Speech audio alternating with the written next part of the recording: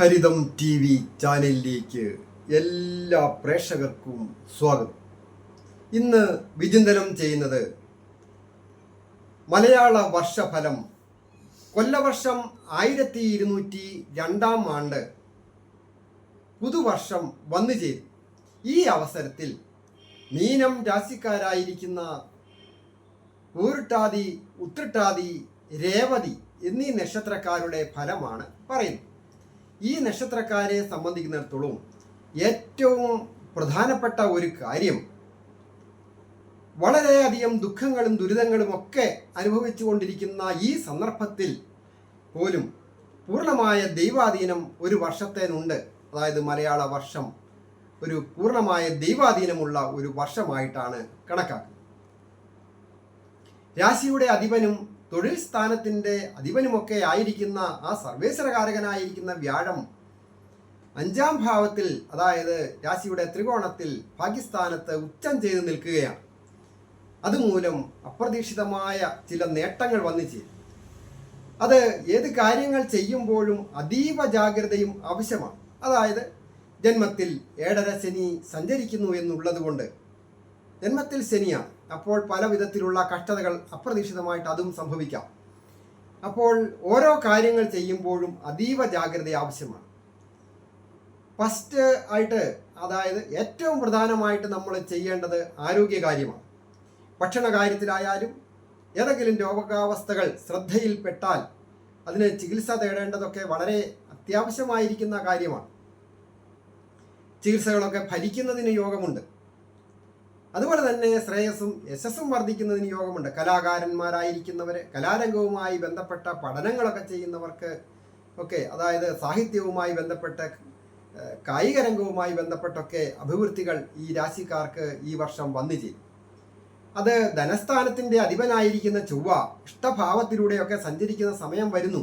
അപ്പോൾ അപ്രതീക്ഷിതമായ ധനാഗമന യോഗമുണ്ടാകും. ഓരോ മാസവും പ്രത്യേകം ഞാൻ വീഡിയോ ചെയ്യുന്നുണ്ട്. അതിലൊക്കെ വിശദമായിട്ട് ഓരോ ഏത് രീതിയിലൊക്കെയാണ് എന്ന് പറയും. ഇന്നിപ്പം പറയുന്നത് ഓരോ തൊഴിലുകൾ ചെയ്യുന്നവർക്കും അഭിവൃദ്ധികൾ സൂചകമാണ്. എന്നാൽ പാപഗ്രഹങ്ങളുടെ സഞ്ചാരവും ധനസ്ഥാനത്തുകൂടി വരും. ആ സമയത്ത് ചില ധനനഷ്ടങ്ങളും സൂചകമാണ്. അത് വളരെയധികം ശ്രദ്ധിച്ച് വേണം ധനപരമായ കാര്യങ്ങളിൽ ഏർപ്പെടുന്നവർ, പ്രത്യേകിച്ച് ധനകാര്യ സ്ഥാപനവുമായി ബന്ധപ്പെട്ട് പ്രത്യക്ഷമായിട്ടും പരോക്ഷമായിട്ടുമൊക്കെ ഉള്ള പേപ്പർ വർക്കുകളൊക്കെ ചെയ്യുന്നവരായാലും വളരെ ശ്രദ്ധിക്കണം. പണം കടം കൊടുക്കുന്നതും കടം വാങ്ങുന്നതും ജാമ്യം നിൽക്കുന്നതും ഒക്കെ വളരെ ശ്രദ്ധിക്കുക. അതുപോലെ തന്നെ നയവും കഴിവും ഉപയോഗിച്ച് മറ്റുള്ളവരെ കൂടെ നിർത്തുവാനായിട്ട് സാധിക്കും. അതായത് ശത്രുക്കളായാലും ഒരു പരിധിവരെയൊക്കെ അനുനയ രൂപത്തിൽ സഹായവുമായിട്ട് വരുന്ന ഒരു സന്ദർഭങ്ങളൊക്കെ വരും. എന്നാൽ ചില സന്ദർഭങ്ങളിലെങ്കിലും ഏറ്റവും വേണ്ടപ്പെട്ട സുഹൃത്തുക്കൾ തന്നെ ശത്രുക്കളായി മാറുന്ന ചില അവസരങ്ങളും ഉണ്ടാകാം. അങ്ങനെ ഉണ്ടാകാതിരിക്കുവാൻ വളരെ അധികം ജാഗ്രതയോടും ശ്രദ്ധയോടും കൂടി വേണം മറ്റുള്ളവരുമായിട്ട് എപ്പോഴും ഏർപ്പെടുവാനായിട്ട്. വിദ്യാർത്ഥികളായിരിക്കുന്നവർക്ക് വിദ്യാ വിജയങ്ങൾ വന്നു ചേരും. നല്ല പരീക്ഷകളൊക്കെ എഴുതുന്നവർക്ക് വിജയിക്കുവാനുള്ള യോഗവും ഭാഗ്യവും ഒക്കെ വന്നു ചേരും. അത് പ്രാഥമിക വിദ്യാ രംഗത്തായാലും ഉപരിപഠനത്തിലായാലും ഉന്നത വിദ്യാഭ്യാസത്തിലായാലും തൊഴിൽ അധിഷ്ഠിതമായിരിക്കുന്ന ചില ടെസ്റ്റുകൾ എഴുതുമ്പോഴുമൊക്കെ പാസ്സാകുവാൻ യോഗമുണ്ട്. എന്നാൽ അലസത വിട്ട് പ്രവർത്തിക്കണം. ഞാൻ നേരത്തെ പറഞ്ഞല്ലോ, 7.5 ശനി ഉണ്ട്. അപ്പോൾ പലതരത്തിലുള്ള അലസത, ഇന്ന് പഠിക്കേണ്ടത് നാളെ പഠിക്കാം എന്നൊക്കെ വിചാരിക്കുന്ന ആൾക്കാർ, അങ്ങനെ പാടില്ല. പഠനത്തിനായിട്ട് അധിക സമയം മാറ്റിവെച്ചാൽ കൂടുതൽ മാർക്ക് വാങ്ങി വിജയിക്കുവാനായിട്ട് സാധിക്കും. അധിക കടബാധ്യതകളൊന്നും സൂചകമല്ല. കടബാധ്യതകൾ കുറഞ്ഞു വരുന്നതിനാണ് ഈ വർഷം സൂചന ഉള്ളത്. ദമ്പതികളായിട്ടുള്ളവർക്കും ഐശ്വര്യപൂർണമായ കാര്യം. ഉല്ലാസയാത്ര പോകുന്നതിനോ പുണ്യസ്ഥലങ്ങൾ സന്ദർശിക്കുന്നതിനും മംഗളകാര്യങ്ങളിൽ പങ്കെടുക്കുവാനും ഒക്കെ യോഗമുണ്ട്. അങ്ങനെയൊക്കെ നോക്കുമ്പോൾ എല്ലാം കൊണ്ടും പുതുമയുള്ള നല്ല ഒരു അനുഭവങ്ങളാണ് വന്നു ചേരുക. വിദേശത്തായിരിക്കുന്നവർക്കും വിദേശത്ത് പോകണമെന്ന് ആഗ്രഹിക്കുന്നവർക്കും നല്ല സമയമാണ്. വിദേശത്തെ സൂചിപ്പിക്കുന്ന ഗ്രഹത്തിൻ്റെ സ്ഥിതിയും ജലഗ്രഹത്തിൻ്റെ സ്ഥിതിയുമൊക്കെ അനുകൂലമായിട്ട് വരുന്ന സന്ദർഭങ്ങളുണ്ട്. അതുപോലെ തന്നെ മെഡിക്കൽ രംഗങ്ങളിൽ ജോലി ചെയ്യുന്നവരായാലും IT മേഖലയിൽ ജോലി ചെയ്യുന്നവരായാലും ആർക്കിടെക്റ്റേഴ്സ്, ഇൻറ്റീരിയർ ഡിസൈനേഴ്സ്, എക്സ്റ്റീരിയർ ഡിസൈനേഴ്സ്, അങ്ങനെയുള്ള ജോലിക്കാരൊക്കെ വളരെ ശ്രദ്ധയോടുകൂടി വേണം കാര്യങ്ങൾ ചെയ്യുവാൻ. വാർത്താവിനിമയ രംഗങ്ങളിൽ പ്രവർത്തിക്കുന്നവരും ഒക്കെ അത് ജാഗ്രത ആവശ്യമാണ്.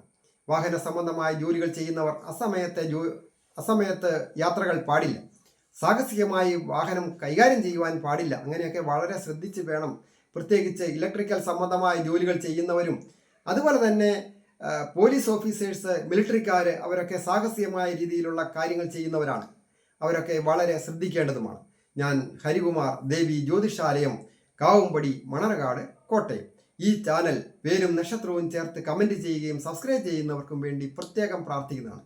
കൂടാതെ ജ്യോതിഷ കാര്യങ്ങൾക്ക് നേരിട്ട് വരികയോ ഫോൺ വിളിച്ച് ചോദിക്കുന്നതിനും അവസരമുണ്ട്.